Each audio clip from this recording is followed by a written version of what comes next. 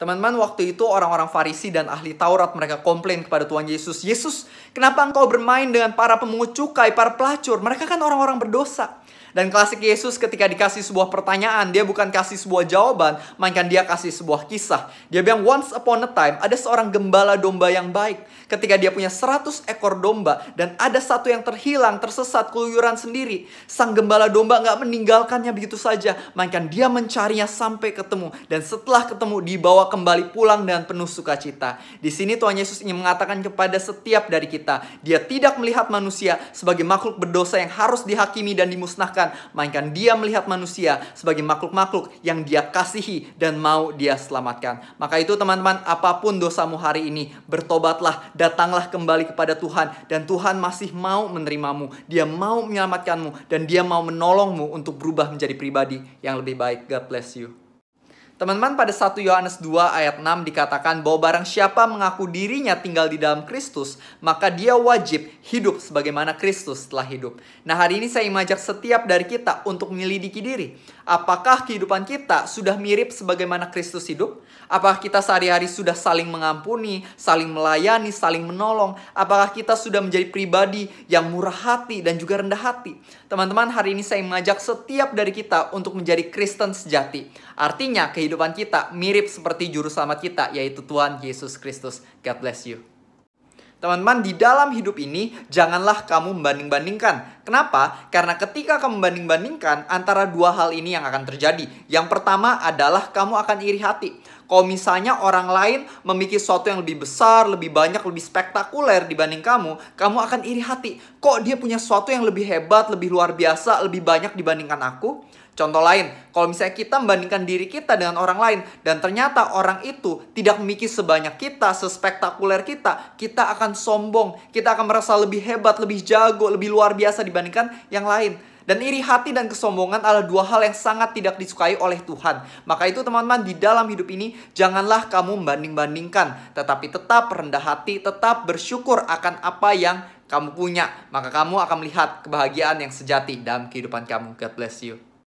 Relationship itu bagaikan sebuah rumah. Ketika ada sesuatu yang rusak di dalamnya, kamu tidak pergi meninggalkannya dan membeli rumah yang baru, melainkan kamu memperbaiki apa yang rusak di dalamnya.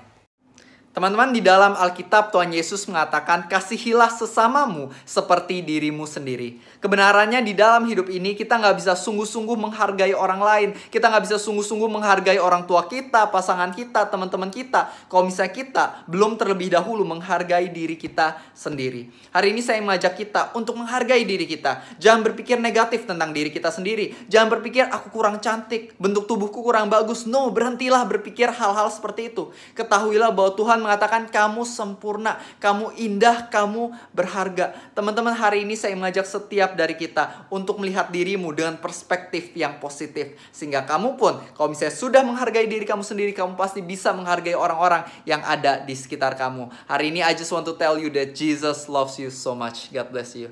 Teman-teman, apa yang harus kita lakukan ketika Tuhan mengatakan tidak kepada doa kita? Ada 3 hal yang dapat kita lakukan. Yang pertama adalah menyelidiki diri kita. Karena pada Yakobus 4 ayat 3 dikatakan bahwa kamu berdoa, kamu minta, tapi kamu nggak mendapat karena kamu mintanya dengan motivasi yang salah. Nah teman-teman, mari kita lihat hati kita. Kenapa kita minta hal tersebut kepada Tuhan? Apakah untuk kemuliaan Tuhan ataukah hanya untuk keegoisan kita sendiri? Yang kedua adalah percaya sama Tuhan. Pada Amsal 3 ayat 5 dikatakan, percayalah kepada Tuhan Allahmu dengan segenap hatimu dan jangan bersandar pada pengertianmu sendiri. Percayalah kalau misalnya Tuhan mengatakan tidak, maka dia memiliki ya yang lebih baik. Tuhan akan menjawab doamu dengan hasil yang jauh lebih luar biasa dibandingkan yang kamu harapkan. Dan yang ketiga adalah bersabar. Karena mungkin aja Tuhan bukan mengatakan tidak, melainkan Tuhan mengatakan tunggu. Karena Tuhan mau memberikan apa yang kamu doakan tersebut, tapi mungkin pada waktu yang berbeda dari kehendakmu. God bless you and Jesus loves you so much. Teman-teman, sebelum kita mencari pasangan yang tepat, kita harus terlebih dahulu menjadi pribadi yang tepat. Karena kekeliruan kebanyakan orang adalah seringkali mereka terlalu fokus mencari pasangan yang sempurna bagi dirinya sendiri. Orang yang sabar, peduli, murah hati. Tapi dirinya sendiri lupa untuk menjadi orang yang demikian. Dirinya sendiri lupa untuk jadi orang yang sabar, murah hati, pedulian. Nah, hari ini saya mengajak setiap dari kita untuk bercermin, untuk melihat diri kita sendiri. Apakah selama ini kita masih mudah tersinggung, gak pedulian sama sesama, atau pelit? Hari ini saya mengajak setiap dari kita untuk mengoreksi diri. Sebelum mencari pasangan yang tepat, kita harus terlebih dahulu menjadi pribadi yang tepat. Karena pasangan yang tepat itu juga sedang mencari pasangan yang tepat bagi dirinya sendiri. Maka itu, mulai hari ini, marilah kita menjadi pribadi yang tepat. Dekatkanlah diri sama Tuhan dan tingkatkanlah kualitasmu di dalam hidup. God bless you.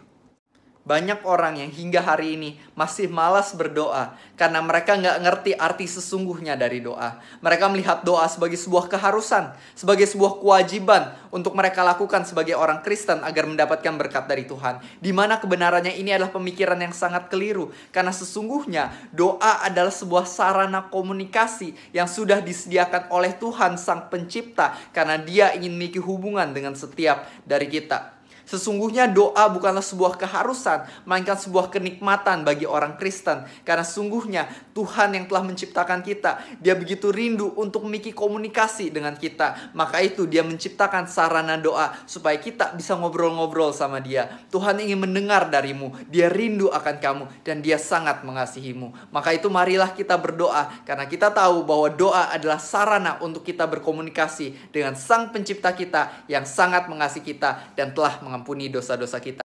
Apa yang harus kita lakukan ketika ada seseorang yang berbuat jahat kepada kita? Yuk kita lihat jawabannya di dalam Alkitab. Pada Lukas 6 ayat 28 dikatakan, mintalah berkat untuk orang yang mengutukimu dan berdoalah bagi orang yang mencaci kamu.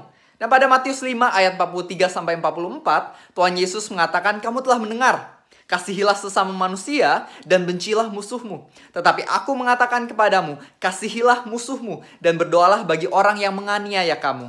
Jadi teman-teman, apa yang harus kita lakukan ketika ada seseorang yang berbuat jahat kepada kita? Yang harus kita lakukan adalah berdoa untuk mereka. Bukan berdoa agar hal buruk terjadi kepada mereka, melainkan kita berdoa agar Tuhan mengubah kehidupan mereka, supaya mereka bertobat dan menjadi pribadi yang lebih baik di dalam hidup. God bless you. Teman-teman, hubungan yang bertahan hingga akhir bukanlah hubungan yang didasari oleh perasaan, melainkan ditentukan oleh komitmen. Sesungguhnya cinta sejati tidak ditentukan oleh performa yang dicintai, melainkan ditentukan oleh komitmen orang yang mencintai. Teman-teman, cinta sejati itu bukan tentang jika, melainkan tentang bahkan jika. Bukan tentang jika engkau melakukan hal-hal yang sesuai ekspektasiku, maka aku akan mencintaimu. No, bukanlah itu cinta sejati. Melainkan cinta sejati mengatakan, aku akan tetap mencintaimu, bahkan jika apa yang kamu lakukan gak sesuai dengan ekspektasiku. Cinta sejati ditentukan oleh komitmen dari yang mencintai.